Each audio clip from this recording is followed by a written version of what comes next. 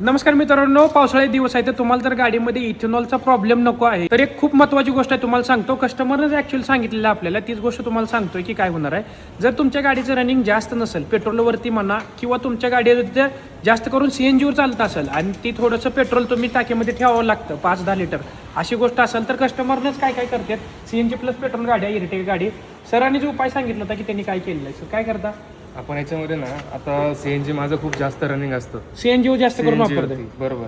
तर मग माझ्या गाडीमध्ये फक्त एक 10-15 लिटरच पेट्रोलची आवश्यकता असते. ओके. त्याच्यामुळे आपण असं केलेलं आहे की फक्त त्याच्यामध्ये XP100 जो प्युअर पेट्रोल E0 पेट्रोल आहे तोच आपण यूज ओके, करतो. मग त्यात इथेनॉल नाही? इथेनॉल नाही, काय नाही, गाडीमध्ये काही काम नाही निघणार, काय नाही.